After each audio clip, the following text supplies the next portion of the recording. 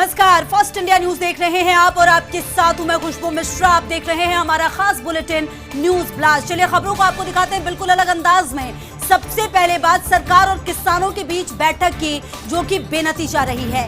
15 जनवरी को एक बार फिर किसानों के साथ वार्ता होगी। बैठक के बाद कृषि मंत्री नरेंद्र सिंह तोमर का बयान भी आया। उन्होंने कहा बैठक में कोई निर्णय नहीं हो सका। किसान यूनियन के साथ आज सकारात्मक बातचीत हुई। तीनों कृषि कानूनों पर बातचीत हुई। आज चर्चा हुई लेकिन नतीजा नहीं निकल सका। कानून वापसी की मांग पर अड़े रहे किसान नेता हमें विकल्प नहीं दे पाए। बहुत से लोग कानून के पक्ष में हैं। किसानों के वैकल्पिक प्रस्ताव पर सरकार विचार करेगी। हमने किसानों को विकल्प देने के लिए कहा था।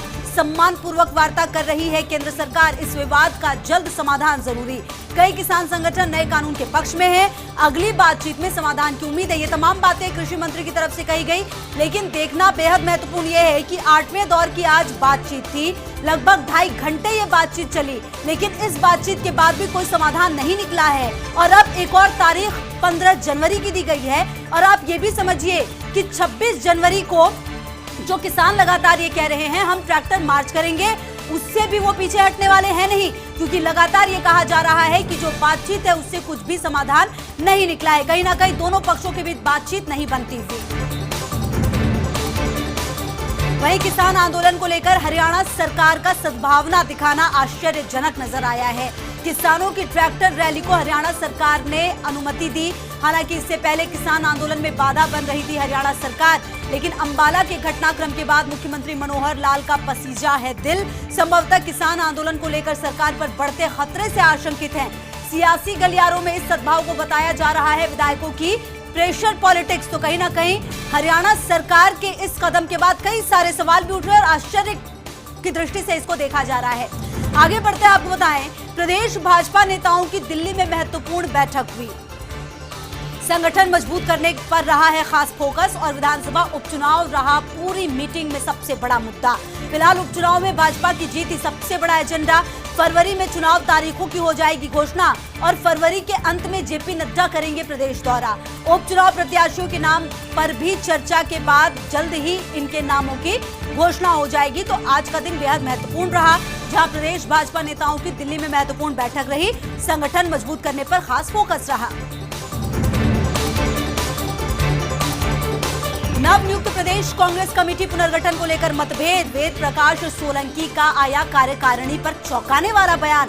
कहना है पायलट कैंप्स के विधायक है वेद प्रकाश सोलंकी को बनाया गया है पीसीसी महासचिव, लेकिन अपनी नियुक्ति को लेकर सोलंकी की दो टूक। कहा विधायकों को नहीं थी ये कार्यकारिणी में शामिल करने की जरूरत। किसी पुराने और वरिष्ठ कार्यकर्ताओं को मिलनी चाहिए थी जगह, लेकिन मुझे जिम्मेदारी मिली है तो मैं निभाऊंगा ईमानदारी से। आला कमान कहेगा तो कार्यकर्ताओं के लिए पद छोड़ने को भी तैयार हैं।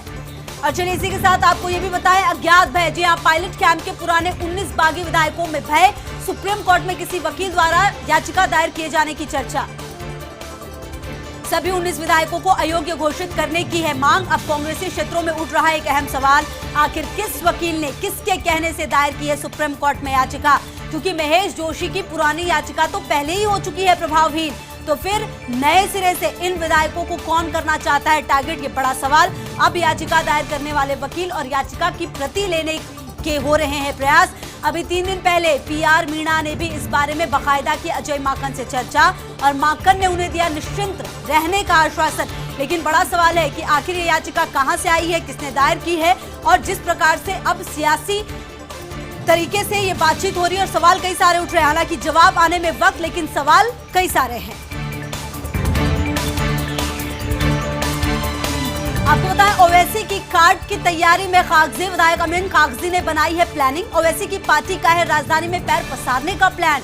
जयपुर के मुस्लिम बाहुल्य इलाके हैं टारगेट पर, लेकिन अमीन कागजी ने अभी से शुरू कर दी है प्लानिंग। कांग्रेस का सॉफ्ट मुस्लिम चेहरा है अमीन कागजी। रोजाना क्षेत्र की जनता के संपर्क में है कागजी।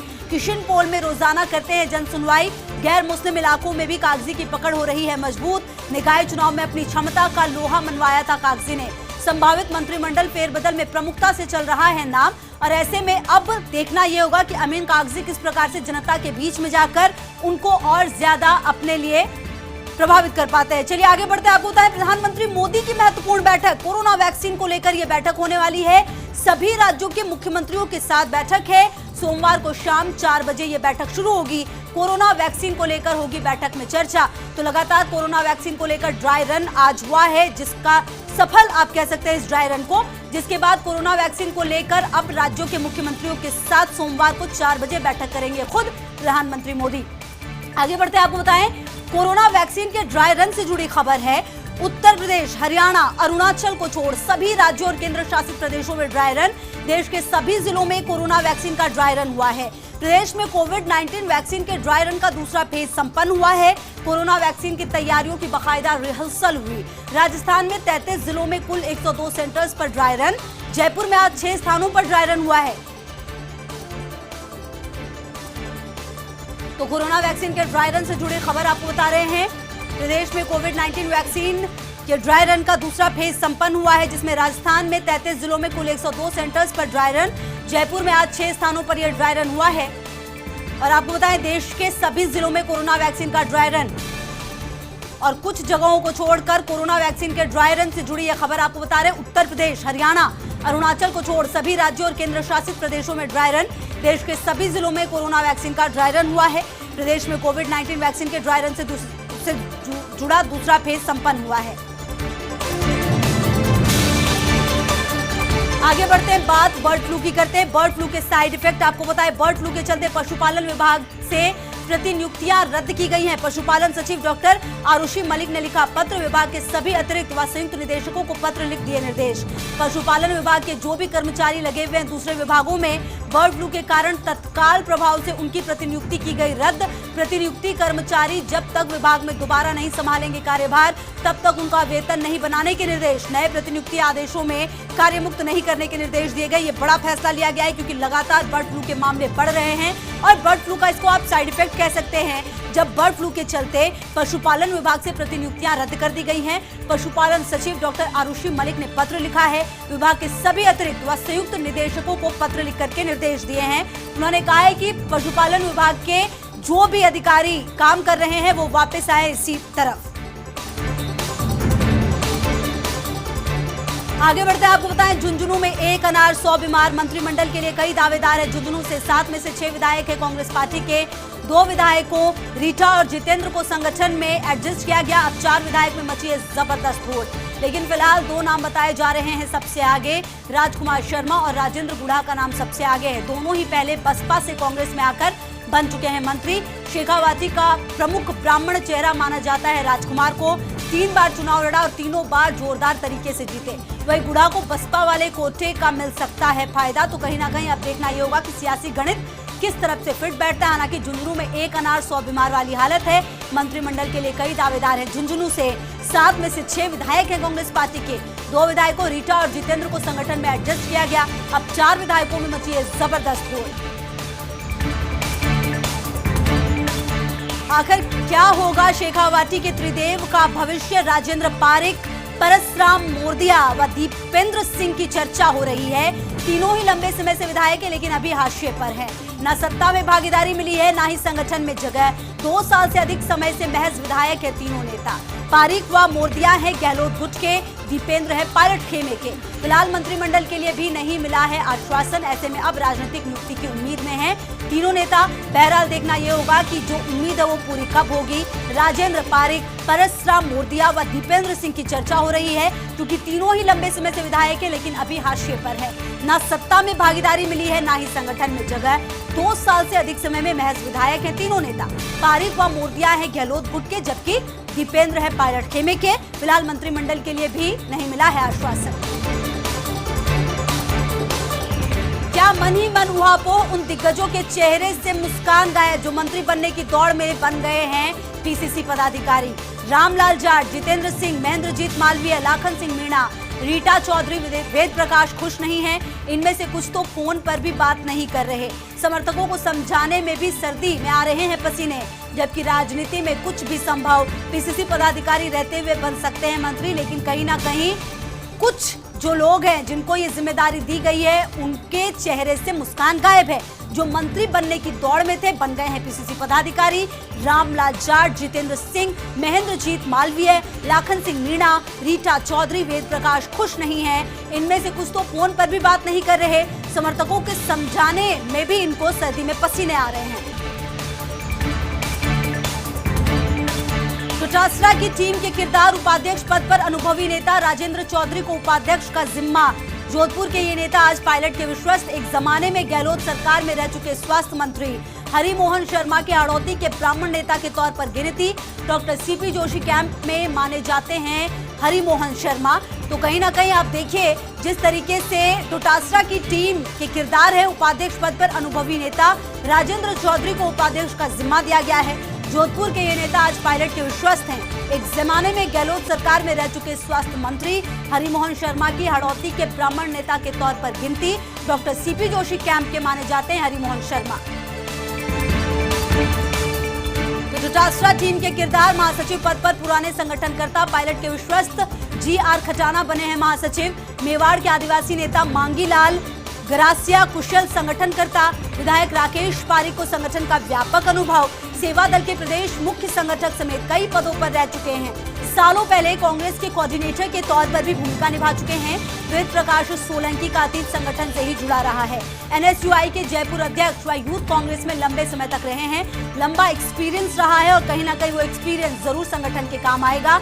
महासचिव पद पर पुराने संगठनकर्ता पायलट के विश्वस्त GR खटाना महासचिव बने हैं। मेवाड़ के आदिवासी नेता मांगीलाल गरासिया कुशल संगठनकर्ता माने जाते हैं।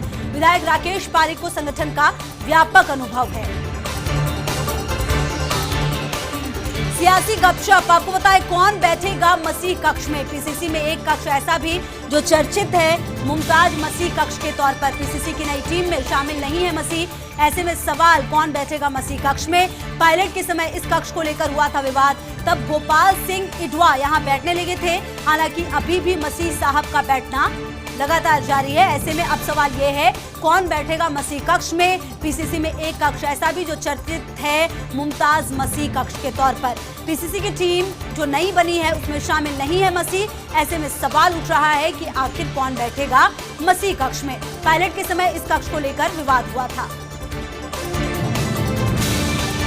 गुलाम नबी आजाद की जगह कौन बनेगा नया संसदीय नेता। 15 फरवरी को रिटायर हो रहे हैं गुलाम नबी आजाद। 15 फरवरी को ही खत्म हो रही है संसद के बजट सत्र का पहला हिस्सा। संसद सत्र के दूसरा 8 मार्च से शुरू होने से पहले चुनना होगा संसदीय नया नेता। हालांकि कांग्रेस में अस्थायी व्यवस्था के तौर पर आनंद शर्मा का नाम, लेकिन असंतुष्ट में शुमार आनंद को लेकर संशय की स्थिति है। दलित वोट बैंक के चलते मल्लिकार्जुन खड़गे का भी नाम दौड़ में है। अन्य नेताओं में दिग्विजय सिंह और AK एंटनी के नाम भी शामिल हैं। बड़े एक्सपीरियंस नेता गुलाम नबी आजाद और उनकी जगह कौन बनेगा नया संसदीय नेता, ये बड़ा सवाल है। 15 फरवरी को रिटायर हो रहे हैं गुलाम नबी आजाद। 15 फरवरी को ही खत्म हो रहा है संसद के बजट सत्र का पहला हिस्सा। ऐसे में 8 मार्च से जो शुरू होने वाला है संसद सत्र, उससे पहले चुनना होगा नया संसदीय नेता। हालांकि कांग्रेस में अस्थायी व्यवस्था के तौर पर आनंद शर्मा का नाम, लेकिन असंतुष्ट में शुमार आनंद को लेकर संशय की स्थिति बनी हुई है। दलित वोट बैंक के चलते मल्लिकार्जुन खड़गे का भी नाम दौड़ में है। केंद्र में मंत्री पद के दावेदारों की चर्चा नहीं। हालांकि 15 से 28 जनवरी के बीच मोदी कैबिनेट के विस्तार की चर्चा है। इन 2 हफ्तों में मंत्रिमंडल विस्तार नहीं होने पर अप्रैल के बाद की उम्मीद। करीब आधा दर्जन नामों की अटकलों को मिला है इस बार विराम। इस बार विनय सहस्त्रबुद्धे, राम माधव, अनिल जैन, सौदान सिंह जैसे नामों पर नहीं हो रही है चर्चा। आपको बताएं इस बार केंद्र में मंत्री पद के दावेदारों पर चर्चा नहीं है। हालांकि 15 से 28 जनवरी के बीच मोदी कैबिनेट के विस्तार की चर्चा। पश्चिम बंगाल की रस्साकशी को लेकर मनभेद। प्रधानमंत्री नरेंद्र मोदी ने नहीं दी ममता को जन्मदिन की बधाई। 5 जनवरी को आता है 5 नेताओं का जन्मदिन, लेकिन मोदी ने ममता बनर्जी को छोड़कर सभी को दी बधाई। अलबत्ता प्रधानमंत्री मोदी विपक्षी नेताओं को भी देते हैं जन्मदिन की बधाई। अमरिंदर सिंह, नवीन पटनायक, केजरीवाल, सोनिया गांधी, राहुल गांधी को भी दी थी बधाई। संभवतः भाजपा और TMC में गतिरोध के चलते मोदी ने ये दूरी बनाई है, क्योंकि 5 जनवरी को आता है 5 नेताओं का जन्मदिन। प्रधानमंत्री मोदी ने नहीं दी ममता बनर्जी को जन्मदिन की बधाई। पिछले कुछ दिनों में लगातार, क्योंकि अब आने वाले दिनों में पश्चिम बंगाल में चुनाव होने हैं, ऐसे में लगातार दौरे हो रहे हैं। और पिछले दिनों जिस तरह से JP नड्डा के काफिले पर हमला हुआ, उसके बाद कई महत्वपूर्ण बातें सामने आई और ऐसे में अब कई सारे सवाल उठ रहे हैं, क्योंकि प्रधानमंत्री मोदी विपक्षी नेताओं को भी जन्मदिन की बधाई हमेशा देने की कोशिश करते हैं। अमरिंदर सिंह रहे हों, नवीन पटनायक, केजरीवाल या सोनिया गांधी या राहुल गांधी, जन्मदिन की बधाई देते हमेशा प्रधानमंत्री मोदी नजर आए हैं। संभवतः भाजपा और TMC में गतिरोध के चलते मोदी ने ये दूरी बनाई है। महाराष्ट्र कांग्रेस के प्रभारी एच.के. पाटिल दिल्ली तलब। कांग्रेस अध्यक्ष बाला साहब थारोट के इस्तीफे से नाराज है आला कमान। जानकार सूत्रों के हवाले से खबर, आला कमान को नहीं थी थारोट के इस्तीफे की जानकारी। आला कमान के वरिष्ठ नेताओं से पूछा बाला साहेब थोराट से इस्तीफा क्यों और किसने मांगा है, तो ये हलचल लगातार चल रही है। महाराष्ट्र कांग्रेस के प्रभारी एच.के. पाटिल दिल्ली तलब किए गए हैं। प्रदेश कांग्रेस अध्यक्ष बाला साहेब थोराट के इस्तीफे से नाराज है आला कमान। जानकार सूत्रों के हवाले से यह खबर आ रही है, आला कमान को नहीं थी थोराट के इस्तीफे की जानकारी। आला कमान ने वरिष्ठ नेताओं से पूछा बाला साहेब थोराट से इस्तीफा क्यों और किसने मांगा है। कई सारे सवाल उठ रहे हैं क्योंकि नाराजगी साफ नजर आ रही है। महाराष्ट्र में अनोखा राजनीतिक घटनाक्रम, पंचायत चुनाव में शिवसेना को हराने के साथ आए भाजपा, कांग्रेस और एनसीपी। आपको बताएं, महाराष्ट्र में अनोखा राजनीतिक घटनाक्रम, पंचायत चुनाव में शिवसेना को हराने साथ आए भाजपा, कांग्रेस और एनसीपी। कोल्हापुर के खानापुर में शिवसेना को सत्ता से बाहर रखने के लिए गठबंधन कांग्रेस और भाजपा के साथ ही एनसीपी ने भी मिलाया हाथ। इस राजनीतिक गठबंधन के दो दिलचस्प पहलू हैं। ये क्षेत्र भाजपा के प्रदेश अध्यक्ष चंद्रकांत पाटिल का है, वहीं भाजपा को बाहर करने के लिए शिवसेना और एनसीपी कांग्रेस का गठबंधन है। चंद्रकांत पाटिल ने गठबंधन से जताई है अनभिज्ञता। तो कहीं ना कहीं इस पूरे मामले की चर्चा हो रही है क्योंकि जिस तरीके से ये गठबंधन बना है उससे कई सारे सवाल भी खड़े हो रहे हैं। तो क्या राजनीति में उतरेंगे रॉबर्ट वाड्रा? कहा अपनी लड़ाई लड़ने को संसद जाना ही पड़ेगा।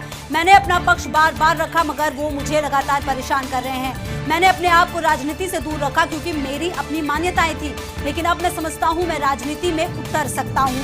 जिस क्षेत्र के लोग मुझे चुनेंगे उनके लिए बेहतर कर सकता हूं। अगर परिवार अनुमति देता है तो मैं ये जरूर करूंगा। प्रियंका का मुझे समर्थन है, अन्य सदस्यों से बात कर रहा हूं।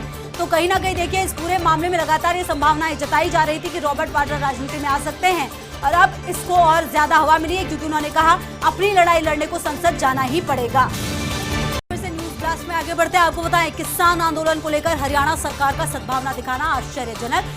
किसानों की ट्रैक्टर रैली को हरियाणा सरकार ने दी अनुमति। हालांकि इससे पहले किसान आंदोलन में बाधा बन रही थी हरियाणा सरकार, लेकिन अंबाला के घटनाक्रम के बाद मुख्यमंत्री मनोहर लाल का पसीजा है दिल। संभवतः किसान आंदोलन को लेकर सरकार पर बढ़ते खतरे से आशंकित हैं। सियासी गलियारों में इस सद्भाव को बताया जा रहा है विधायकों की प्रेशर पॉलिटिक्स। तो कहीं ना कहीं सवाल कई सारे उठ रहे हैं क्योंकि लगातार किसानों और सरकार के बीच जो बातचीत थी वो बनी नहीं है अब, और हरियाणा सरकार का सद्भावना दिखाना काफी आश्चर्यजनक है।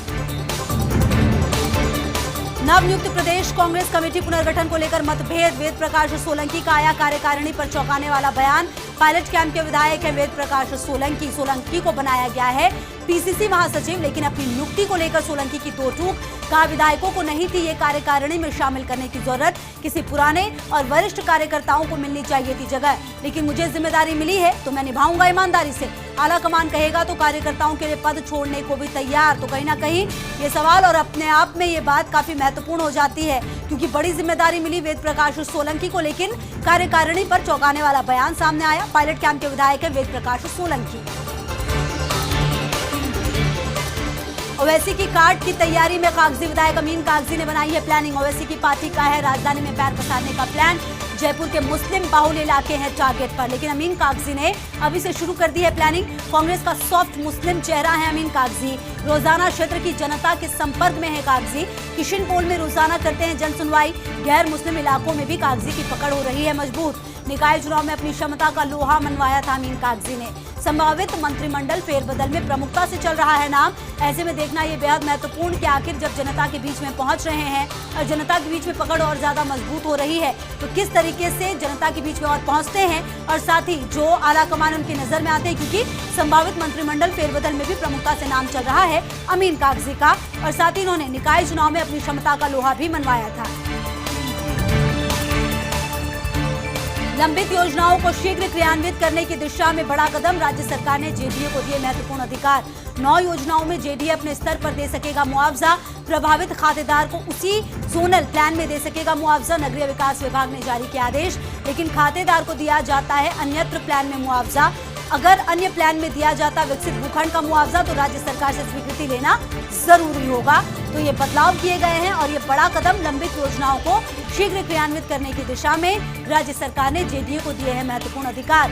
9 योजनाओं में जेडीए अपने स्तर पर दे सकेगा मुआवजा। प्रभावित खातेदार को उसी जोनल प्लान में दे सकेगा मुआवजा। नगरीय विकास विभाग ने जारी किए हैं आदेश। भूमि व संपत्ति निस्तारण नियमों में किया बदलाव, नगरीय विकास विभाग ने जारी की अधिसूचना। मिडिल इनकम ग्रुप में किया गया संशोधन, MIGA को 75 से 120 वर्ग मीटर तक आरक्षित दर पर, MIGB को 120 से 200 वर्ग मीटर आरक्षित दर के 105% पर होगा आवंटन। नाम हस्तांतरण करने पर 100 वर्ग मीटर पर 10 रुपए, 100 से 300 वर्ग मीटर पर 15 रुपए, 300 से 15 वर्ग मीटर पर 20 रुपए, 500 वर्ग मीटर से अधिक 25 रुपए प्रति वर्ग मीटर देना होगा शुल्क। तो ये बदलाव किए गए हैं और अब भूमि व संपत्ति निस्तारण नियमों में बदलाव किया गया है। आयकर वितरण के लिए अब बस 2 दिन और 10 जनवरी को है आयकर रिटर्न भरने का अंतिम दिन। सामान्य करदाताओं के लिए ITR की है ये अंतिम तारीख। अब आगे समय सीमा बढ़ाने के आसार माने जा रहे हैं कम। अब तक पिछले साल की तुलना में कम ही जमा हुई है ITR। आयकर विभाग के अधिकारी डेटा से हुआ है खुलासा। 6 जनवरी तक देश में जमा हुई थी 5,16,71,318 ITR। पिछले साल 6 सितंबर को ये संख्या 5,65,14,894 थी। इस आधार पर यह माना जा रहा है अंतिम 2 दिन में तेजी से ये संख्या बढ़ सकती है।